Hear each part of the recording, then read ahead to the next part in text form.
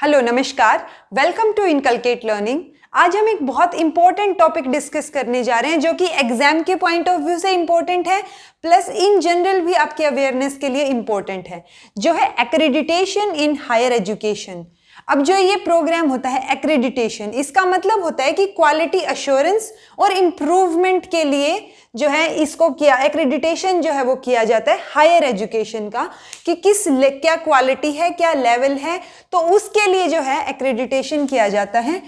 Plus India में ये जो है वॉलंटरी है, यानी कि जो इंस्टीट्यूशंस हैं, कॉलेज हैं, यूनिवर्सिटी हैं, वो अप्लाई करते हैं इसके लिए, तो वॉलंटरी है। लेकिन कुछ एक स्टेट्स ऐसे हैं जैसे कि तमिलनाडु और कर्नाटका, इन्होंने क्या किया, इसको कंपलसरी कर दिया कि आप यूनिवर्सिटी कॉलेजेस जो हैं उनको एक्रेडिटेशन करवाना पड़ेगा। तो उसके लिए, लेकिन उसके बावजूद भी अगर हम देखें तो इंजीनियरिंग प्रोग्राम्स में 36% और मैनेजमेंट प्रोग्राम्स में 10% एक्रेडिटेशन है, जो कि बहुत कम है अगर हम क्वालिटी वाइज देखें तो अब हम देखते हैं कि कौन कौन सी बॉडी होती हैं जो कि इस प्रोग्राम को कंडक्ट करती हैं, यानी कौन कौन सी बॉडी जो है वो एक्रेडिटेशन का काम करती हैं। फिर इस सबसे पहली है national assessment and accreditation council, जिसको हम इन शॉर्ट नेक के नाम से भी जानते हैं, NAAC। ये ऑटोनोमस बॉडी है, किसके अंडर एस्टेब्लिश हुई थी? यूजीसी ने इसको एस्टेब्लिश किया था 1994 में। इसकी जो रिकमेंडेशन थी कि ऐसी एक बॉडी होनी चाहिए, वो जो है नेशनल पॉलिसी ऑफ एजुकेशन में दी हुई थी 1986 की में। अब जो है नॉर्मली जब हम किसी भी जो है बॉडी की या यूजीसी का या कई चीज़ों के जब हम हेडक्वार्टर डिस्कस करते हैं तो वो मोस्टली न्यू दिल्ली में होते हैं, लेकिन ये याद रखना ज़रूरी है कि नेक का हेडक्वार्टर जो है वो बेंगलोर में है और ये सबसे अलग जगह है, तो इसलिए ये इंपॉर्टेंट हो जाता है, ध्यान रखना। अब एक्रेडिटेशन जो है, इस एक्रेडिटेशन ये जब नेक एक्रेडिटेट करती है किसी भी हायर एजुकेशन को, ये उन इंस्टीट्यूशंस को जो है एक्रेडिटेट करेगी जो कि यूजीसी के अंडर आते हैं, जो कॉलेजेस हैं। अब ये जो है लिंक्ड है किससे? फंडिंग से, और 5 से 7 साल तक जो है वो इसकी वैलिडिटी होती है, ये ध्यान रखना ज़रूरी है। फॉर एग्जाम्पल, किसी भी इंस्टीट्यूशन को अगर एक्रेडिटेट किया है, मान लो उसको A+ ग्रेड मिल गया या A ग्रेड मिल गया on the basis of facilities, infrastructure और जो भी पैरामीटर्स वो डिस्कस करते हैं उसके बेसिस पे, तो उसको दे दिया गया 5 से 7 साल के लिए। लेकिन अगर वो 7 साल कंप्लीट हो गए और विद इन दैट ड्यूरेशन अगर आपने नेक की टीम को वापस से जो है इनवाइट नहीं किया और अप्लाई नहीं किया आपने इस एक्रेडिटेशन के लिए, तो उसकी वजह से आपका जो वैलिडिटी है वो खत्म हो जाएगी। जैसे फोन में वैलिडिटी होती है, उसके बाद आप बात नहीं कर सकते, तो ये वैलिडिटी भी हो जाती है कि उसके बाद जो है आप अपनी डिग्रीज के ऊपर वो जो पहले से दिया गया था ग्रेड वो मेंशन नहीं कर सकते। तो या तो वहां पे ब्लैक स्ट्रिप दिखा दी जाती है जो भी उनका पहले का ग्रेड था, या फिर जो है वो चीज को हटा दिया जाता है। वो ब्रैकेट में ये नहीं आता कि A+ एक्रेडिटेड बाय जो भी नेक की टीम या कोई और टीम के द्वारा। तो ये था नेक के बारे में, NAAC। दूसरी जो चीज है, अच्छा, ये फंडिंग से लिंक्ड है। फंडिंग से लिंक्ड मतलब अगर आपकी रैंक अच्छी है या आपकी जो ग्रेड आपको दिया गया है वो अच्छा है, तो आपको फाइनेंशियली जो है हेल्प ज़्यादा मिलेगी कंपैरेटिवली, तो वो फिर यूजीसी आपको ग्रांट देगा।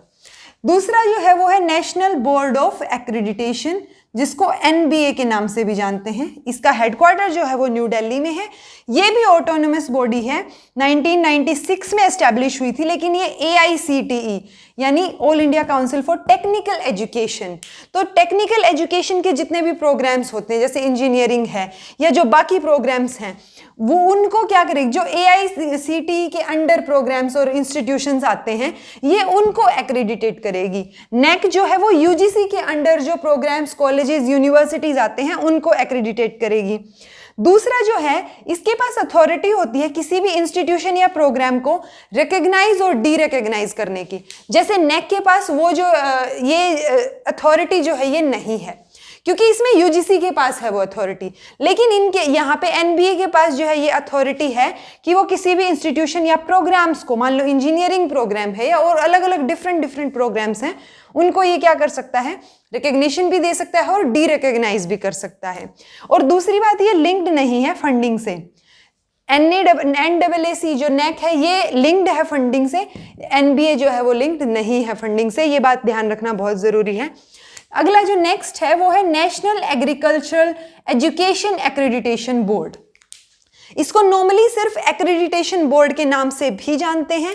ये जो है 1996 में एस्टेब्लिश हुआ था, यानी सबसे पहले नेक आया, उसके बाद ये दोनों आए। तो Indian council of agriculture research यानी कि जो ICAR है उसके अंडर ये एस्टेब्लिश हुआ। इसका मैंडेट क्या था, मतलब इसके पास पावर क्या थी, क्या करना था, इसको एक्रेडिटेशन देना था एग्रीकल्चरल इंस्टीट्यूशंस को। और जो ये ICAR है इसका हेडक्वार्टर जो कहाँ पे होता है, ये हिसार में हरियाणा में है, ये न्यू दिल्ली में है और ये बेंगलोर में है। तो उसके बाद ये जो है AB भी बोल देते हैं इसको, एक्रेडिटेशन बोर्ड। ये भी जो है ये किससे लिंक्ड है, फंडिंग से लिंक्ड है और इसकी वैलिडिटी जो है वो भी 5 से 10 साल होती है और ईयरली जो है ये काफ़ी सारे इंस्टीट्यूशंस को जो है वैलिडेट करते हैं, एक्रेडिटेट करते हैं। तो एक्रेडिटेशन से रिलेटेड ये 3 जो है बॉडीज़ हैं जो बहुत इंपॉर्टेंट हैं, जो पता होनी चाहिए। और जो है उसके बावजूद भी अब जैसे 2022 तक जो है ये कंपलसरी कर दिया गया है, मैंडेटरी, कि आपको जो है नेक से एक्रेडिटेशन लेना पड़ेगा, वरना आपकी यूनिवर्सिटी जो है उसको अगर ये चीज़ नहीं मिली तो काफ़ी चीज़ों में वो लॉस में चली जाएगी, ऐसा हम बोल सकते हैं। दूसरा जो है एक्रेडिटेशन का जो प्रोग्राम होता है ये किसी भी इंस्टीट्यूट में, यूनिवर्सिटी में, इनका पर्पज़ ये नहीं होता कि ये डेफिशिएंसी मतलब वहाँ पे कुछ गलतियाँ निकालें, फॉल्ट्स निकालें, लेकिन क्योंकि एक चीज़ को देखने के 2 नज़रिए होते हैं। एक हम बोल दें कि इसमें ये कमी है, दूसरा हम बोल सकते हैं कि इस इंस्टीट्यूशन को इस चीज़ में इम्प्रूवमेंट की ज़रूरत है। तो अगर पॉजिटिव एस्पेक्ट से देखा जाए तो ये फॉल्ट जो निकालने हैं वो इनका पर्पज़ नहीं है, इनका पर्पज़ है कि कैसे हम क्वालिटी को इम्प्रूव करें और जो है हम वर्ल्ड लेवल पे एक्सेल कर सकते हैं हायर एजुकेशन के अंदर। तो ये जो 3 बॉडीज़ हैं इनके बारे में आपको पता होना चाहिए। दूसरा जो है इनके जैसे ये इसमें हमने 5 से 7 साल बोला, 5 से 10 साल वैलिडिटी बोला। तो जो ये NBA है इसमें अलग अलग एक होता है प्रोविजनल एक्रेडिटेशन, एक होता है फुल एक्रेडिटेशन, दूसरा इसमें 2 टायर्स में डिवाइड होता है, टायर 1 टायर 2। उसके अंडर जो है बहुत सारी कंडीशंस होती हैं कि आपको कैसे कैसे एक्रेडिटेशन मिल सकता है, किस किस चीज़ में आपकी डेफिशिएंसी नहीं होनी चाहिए, कैसे कैसे आपको किन किन पैरामीटर्स पे खरा उतरना होगा। तो वो इतना ज़्यादा डिटेल में हमें जाने की ज़रूरत नहीं है कि वो अप्लाई करने का क्या तरीका है। तो उन सब चीज़ों में जाने की बजाय ये जो है बेसिक है, जो आपके थियरी प्लस कॉम्पिटिटिव हर तरह के एग्जाम के लिए इतना इंपॉर्टेंट है, नेसेसरी है। अगर आपको और डिटेल में पढ़ना है तो आप इन तीनों की जो वेबसाइट हैं अलग अलग, जो ऑथेंटिक वेबसाइट हैं गवर्नमेंट की, आप उन पे जाके और ज़्यादा डिटेल में इनके बारे में जान सकते हैं। तो ये था हमारा एक्रेडिटेशन इन हायर एजुकेशन के बारे में।